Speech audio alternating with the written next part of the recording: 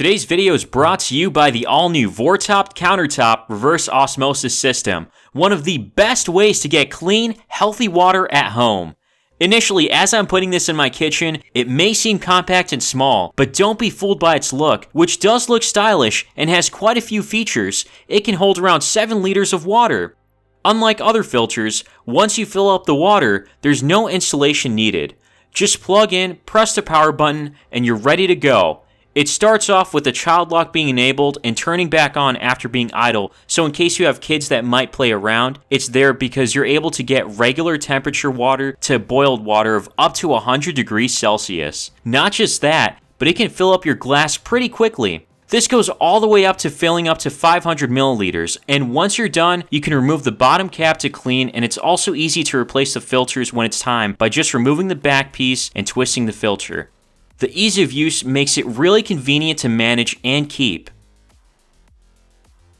Hey, how's it going, guys? DOOGEE sent me this new T30 Pro tablet they just came out with. So on the front, it mentions it has 256 gigabytes of internal storage, and it really only has 8 gigabytes of RAM and 7 gigabytes of VRAM. So they kind of just add that together to say 15 gigs. So it might feel a little misleading, but at least there is a decent amount of VRAM. The one I got was in mint green. There's really not much else on the back except it mentions there is a low blue light mode. All right, so in the box you get a case. I guess that's where the tablet is too. Okay, cool. Yeah, so the tablet comes with this case that's really nice. It's similar to the DOOGEE A30. The case looks way similar. We'll get to that more in just a moment. Do have a USB-C wall adapter. The power is 33 watts, so I guess that's fast charging, which is nice. Now, what else do we have here? There's a user manual, a warranty card, limited warranty, and then a pin to get to the microSD card slot. A USB-C to USB-C cable. Out of the case, this is what the tablet looks like. It's got this aluminum finish on the bottom with the 5-pin magnets for a keyboard. And then on the top, you've got this kind of rubberized texture, which is interesting. It is in mint green, that's the one I have. And there's a big camera, a small camera, and a flashlight. On the front, you got the front camera in the middle. And then I don't think this comes with a screen protector pre-installed. It doesn't look like it, at least after taking this out. Unless if I'm wrong here. Nope, don't really see anything. It feels like I'm touching the screen. So anyways, on top, you got the volume keys, power button. This might be a reset button or a microphone, either or they could be both could be microphones because I don't really see a reset button anywhere mentioned here. You got 2 speakers on the left side here, and on the right side there's 2 more speakers. So this has quad speakers, and there's a USB-C port in the middle to recharge. Then this is where you get to the microSD card slot and the SIM tray. So I did not know this had a SIM, so that's kind of nice actually. Oh, and cannot forget the 3.5mm headphone jack. Some people still use this, and it's nice to have. This essentially does the same job as the DOOGEE A30, where it unlocks the screen, and then when the flap is down completely, it's closed. You can open it, unlocks, close it, and it turns off the screen. So that's really cool. And then this can also be used as a kickstand in various ways. So one way is like this, or if you want to use it to type or draw, whatever it is, or even watch this way, you can. Oh, did not have that up properly. It's usually just a triangle way. Just keep it there. Oops, not getting it right. Third time's a charm, and there we have it. They also have a stylus. Now, this does not come with the box. This is completely separate. Now, here's what it all comes with. There's a user guide for its own thing, because there's also a charger, USB-C charger, and there is one other piece to put on the back. This is kind of like a dual stylus here, which is really cool. This is to use more. Oh, and it goes on like a magnet. That's kind of nice and fun to put on. So the back piece right here can be used as a regular stylus, and the front part is powered. You just press the button here and it's on. Press it again and it turns off. That's why it needs to be charged. And this is used more so for drawing and other stuff because it's more concentrated, and for lack of a better term, it's sharper. And it does have kind of a ballpoint, a fake ballpoint up front.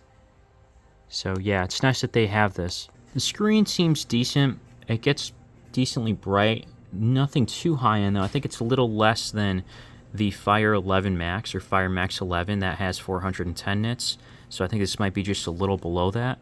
Out of the box, it looks like there's not too much bloatware. Near stock Android, pretty much Android 13. If I go all the way down, we can see it in system. Android 13 right there, and there's a lot of storage here too. 240 gigs free.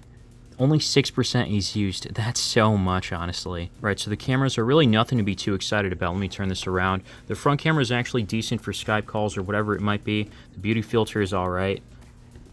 Right, it looks like it's not too, the frame rate doesn't drop too much. Pretty consistent. Let's see here. I'm not really going to show my face too much more, but yeah, overall it's decent. And then the front camera or the rear camera is kind of disappointing. I mean, it does an okay job here. Nothing too impressive, though. It is what it is. 1200 resolution, thin aluminum/metal premium design. Wow, these are the loudest speakers I've heard on a budget tablet. This is incredible. And there is some type of bass booster that's on in the settings, so that's why it's really nice. I built my first PC not too long ago, and... Wow, so I can confirm that these are definitely probably the loudest speakers I've heard. They don't really get that distorted when it's at max volume.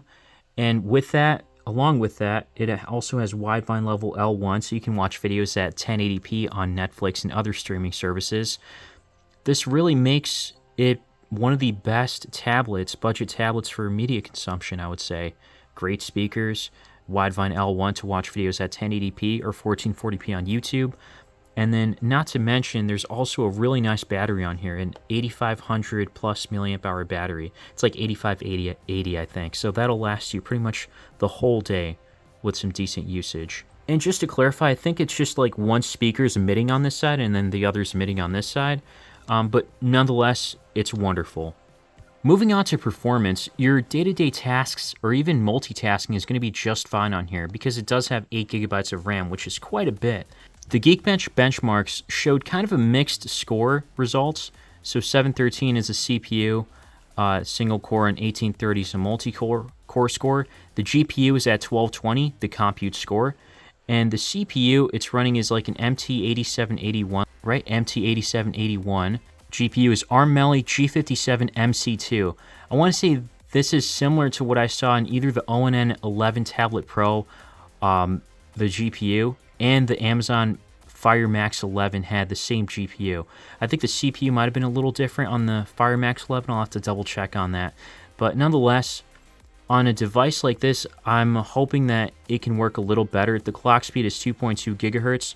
I hope it does run a little bit better or it's clocked at a higher speed, just because this has a higher resolution, so it's going to need to use that CPU or GPU a little more, especially when playing video games. First game I wanted to check out here is RuneScape, and here is what the settings are set to. It's not at the lowest settings. We have some stuff on here, and then the frames are up to 60 FPS, but it gets to like more like 40 to 50 consistently, and then sometimes it will dip down to like high 30s, but overall this seems like it's relatively smooth compared to those other two tablets, ONN 11 Pro and the Fire Max 11. This is definitely a bit smoother. Yeah, I really can't complain with the performance here.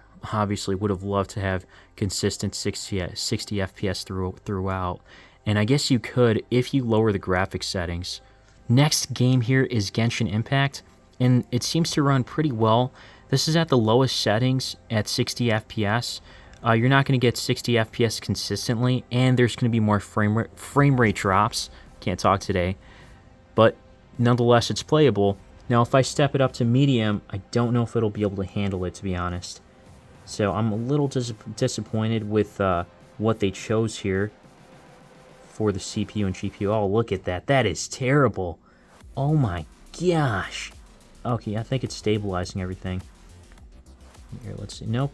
Yeah, no, this is definitely not playable at mid settings, it seems like. Well, let me see. Because sometimes it might just be loading everything up, and it just freezes up in the beginning right there. No, this doesn't really seem like it's playable. Because it was not really struggling too much at lowest graphics, but there were some stutters here and there, especially when I was fighting. Probably in my first fight I noticed it, and you can see the frame rate drops even more here. So overall, you can do some low to mid-level gaming.